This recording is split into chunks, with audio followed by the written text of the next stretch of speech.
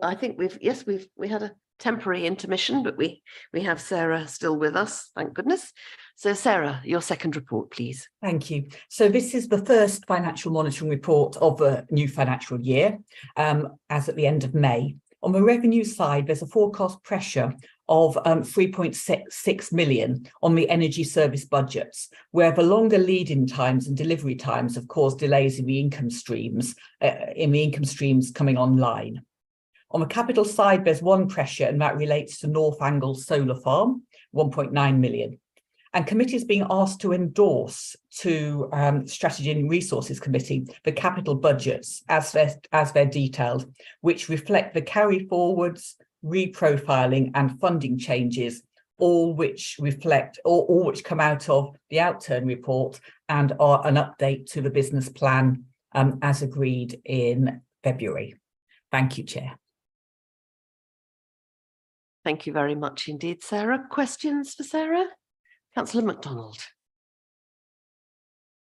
Hi, Sarah. Morning. I'm just looking at the, presumably it's a phasing issue that we're talking about with the 3.6 million and delay from July 23 until February 24. And I note that, you know, this is to do with things we're all very familiar with. I also sit on the Highways Committee. Shortage of labour, energy, key equipment, etc., etc. Is my understanding correct that this is hopefully something that will work out during the financial year, or is something that we're going to see embedded for the whole of the financial year? Thanks. My understanding is this is a delay in the start of the income stream, but once it's once it starts, the budget is correct and we should achieve the income. So it's a delay to starting, but not any long-term problem. I'm sure Cheryl will check and correct me if I'm wrong. Cheryl. No, you're right. It is a delay, but it's likely to be a delay for this year into the next year. And so that has to be managed. But you're right, Sarah, what you've just put forward. Frank. Please. Yeah, just to add, so clearly it's a project we do need to deliver because of the assumed income for the revenue budget. We're putting additional project resources in to manage the project and additional programme governance.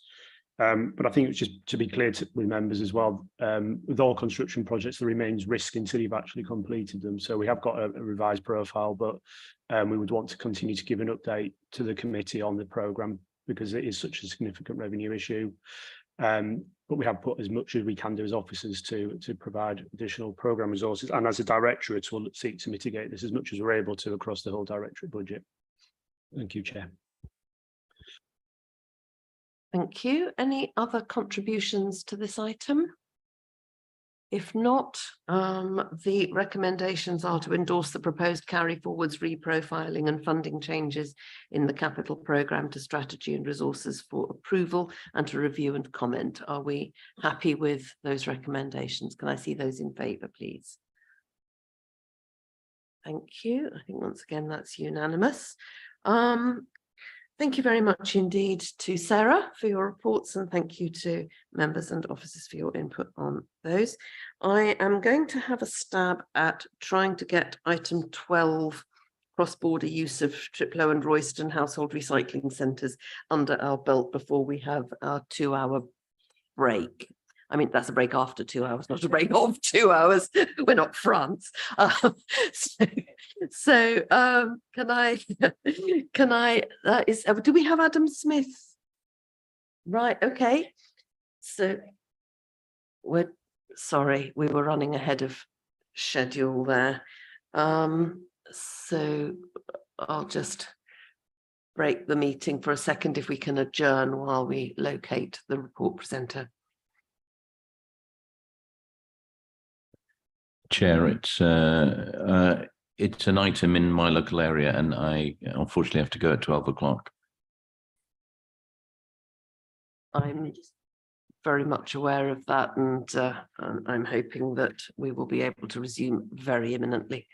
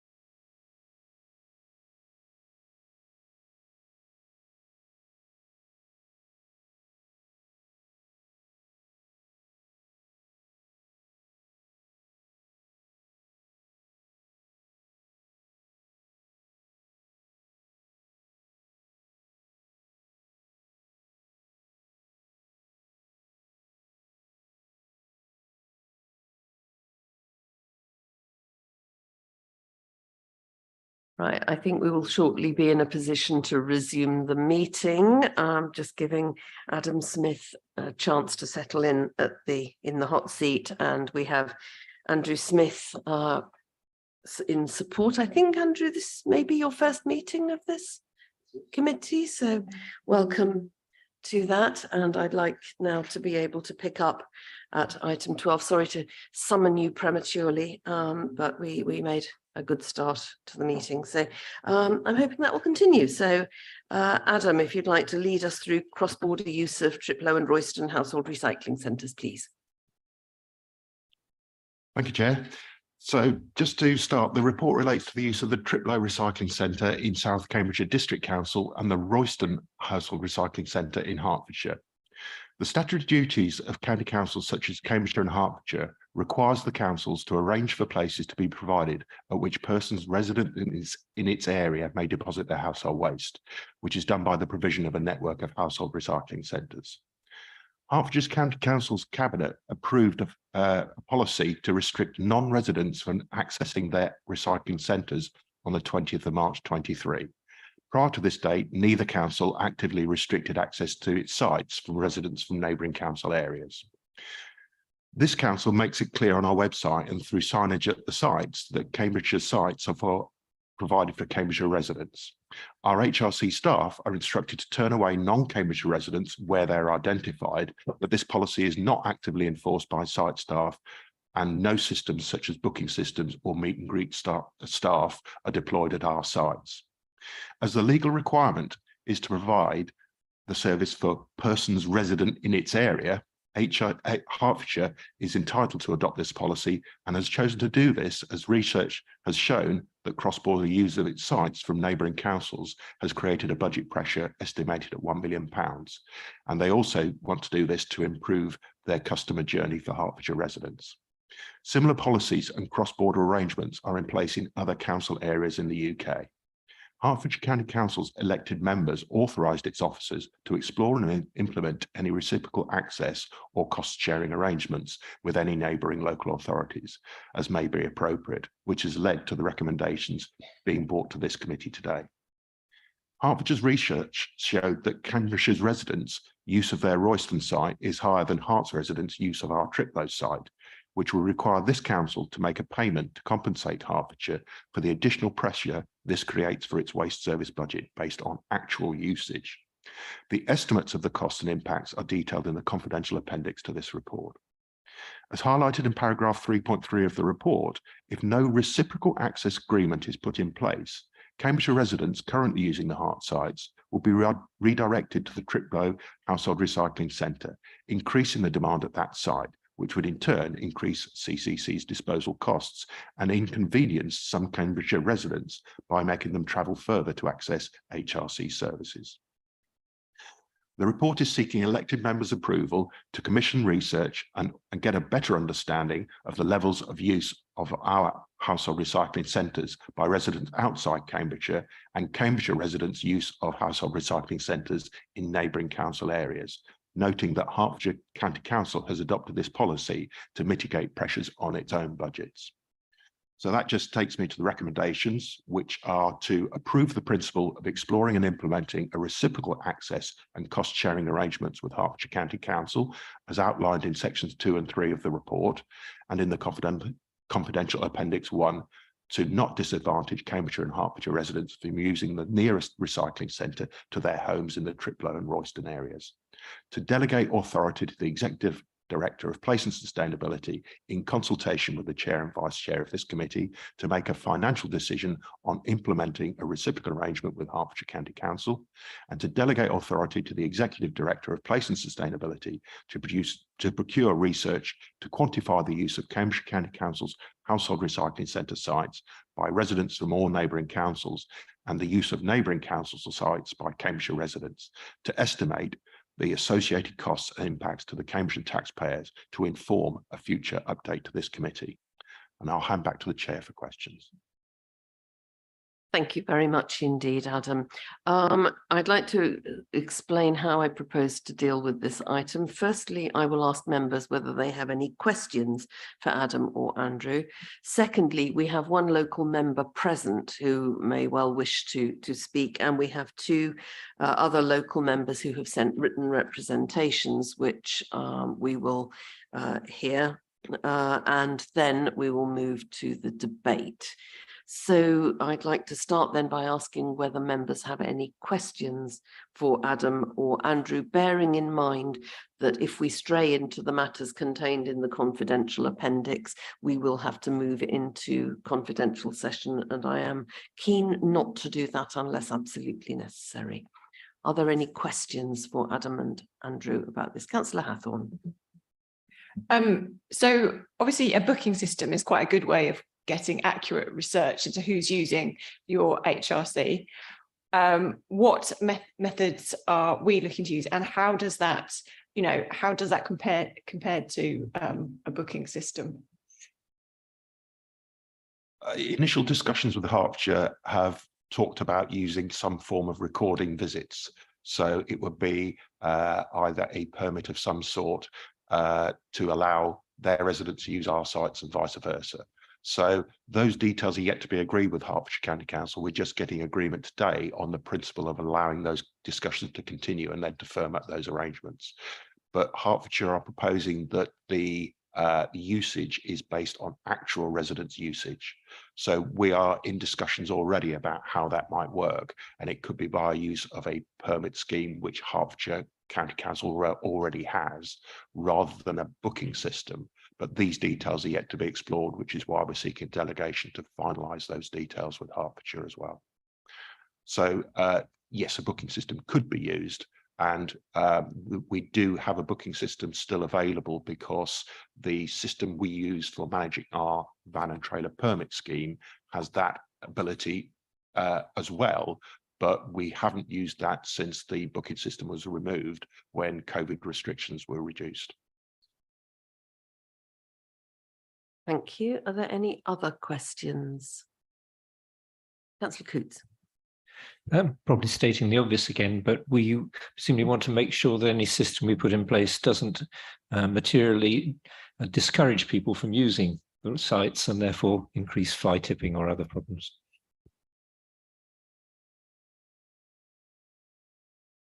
I think that is something we could all endorse, and I'll be keen to see the further work on this and how it's proposed to implement a scheme that works and doesn't have any unforeseen or undesirable side effects. Are there any other questions? No other questions. I'll move, therefore, please. Councillor MacDonald, as a local member, did you wish to make a comment at this point? Thanks, Chair. Yes. So obviously maybe not obviously, but local residents are very grateful for the work that the two Smiths, as I call them, have been doing. It's very confusing to have two Smiths, by the way. Can one of you please change your name? No, I'm just kidding. Two Smiths, indeed. Smith and Smith. So thanks for all the work you're doing on this. It is very welcome, obviously, for residents in Triplo. We were rather tough during COVID in terms of our booking system and the way we implemented things. I do understand that, but residents struggled with that a little bit. So well done on the work so far. I'll try not to drift into the confidential items. Well done on the work so far, and keep up the good work. Thank you. Very much indeed, Councillor MacDonald. We have two written representations from the two other local members, Councillor Van der Ven and Councillor Kindersley. Dawn, are you prepared to and happy to read those out for us? Yes, Chair. Comments from Councillor Van der Ven. Thank you very much to all concerned for trying to find a common sense solution for recycling centre access for residents in the south of South Cambridgeshire. Access to Royston Recycling Centre, owned and operated by Herts County Council, is many miles closer than Thriplow or Milton. From the copious feedback I've had from residents in the Melbourne and Bassingbourn division, I can confidently say there is 100% support for the recommendation, which therefore I fully support. I would also like to note widespread appreciation of local residents in the continued availability of access to Royston Recycling Centre during this interim period. Comments from Councillor Kindersley. A number of my parishes will be very relieved to see this recommendation, and I would be very grateful if the committee could support it. Gildon Morden, Steeple Morden, Littlington are some of my division parishes that are all considerably closer to Royston than Thriplow, and the environmental impact of residents being forced to use Thriplow rather than Royston would have been substantial. Please would you also thank officers who I know have been working very hard to come to a satisfactory conclusion on this. Thank you very much, Dawn, and I'm sure Adam and Andy and others who've been involved in this will be left in no doubt of our gratitude and thanks to them for all their hard work to get us to this point. So Councillor Gay, you wish to speak? Yeah, just briefly, I wanted to express my view that it's really regrettable that Hertfordshire have decided to go down this route. The sums of money involved are not great, and it seems to me that it's expending a huge amount of officer and other time and also money.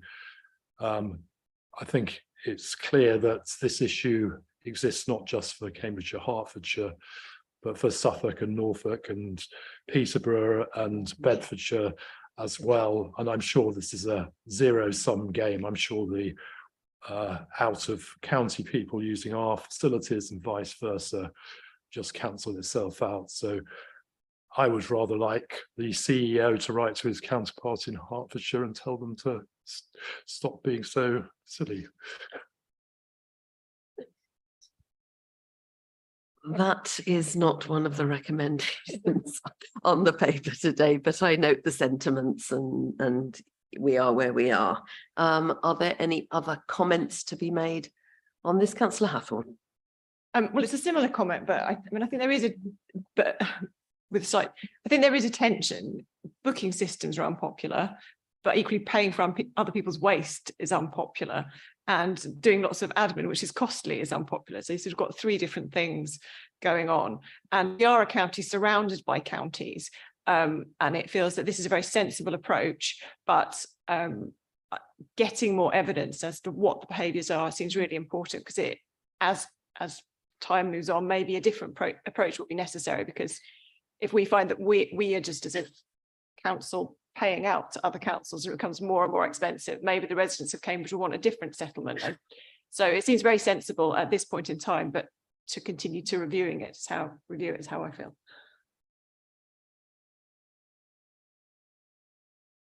Thank you. Are there any other comments to be made on this? No, other than once again to reiterate our thanks to all concerned and to note that we're being asked to approve the principle and to delegate authority to make a final decision on a reciprocal arrangement and procure the research on use of sites across boundaries. So can I see those in favour of the recommendations, please? Thank you very much. That is unanimous. So thank you very much indeed, the two A Smiths. I'm going to take our break now because I don't think that we will be done with light blue fibre we might be in 8 minutes, but I'm not going to chance it. So I'm going to take the break now and we will reconvene at, what's the time now? 8 minutes to, or 9 minutes to. Can we please convene at 4 minutes past 12? Thank you.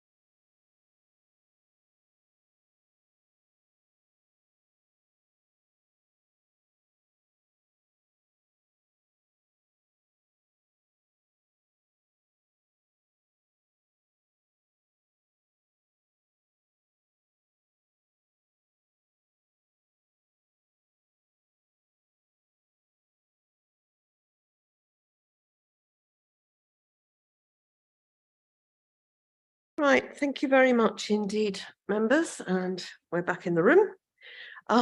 So our next item is item 13, which is the Light Blue Fibre Annual Progress Report. You will be aware that there is a confidential appendix to this. And once again, I would prefer us not to have to go into confidential session to discuss that. So can we please avoid doing that unless it's absolutely necessary?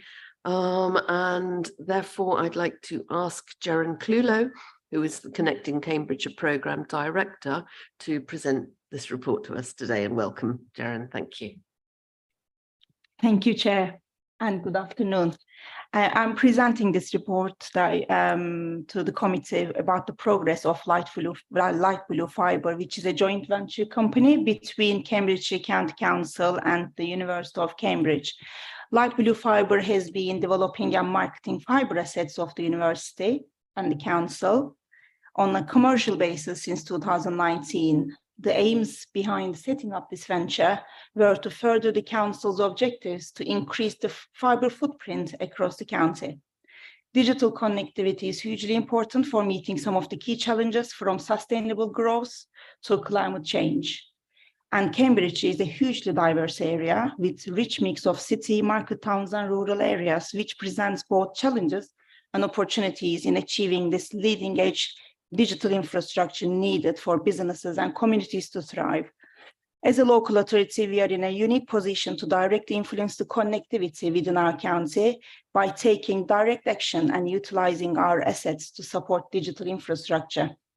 Fiber ducting is one of these assets, and they are used to carry fiber optic cables, which form the basis for all forms of digital connectivity, whether fixed broadband for homes and business connectivity or 4G, 5G mobile connectivity. Light Blue Fibre is a key element of this approach, making the fiber assets available on a commercial basis and ensuring that they are all fully utilized. This has a dual benefit of providing a modest financial return to the council, as well as helping to deliver high-speed digital connectivity to rural areas that will be unlikely to be connected otherwise. Also means reduced disruption and damage to the road surface without needed to retrofit ducting. Light Blue Fibre has gained several customers, altnets, including GigaClear and City Fibre, who have utilized council-delivered fibre ducting in infrastructure.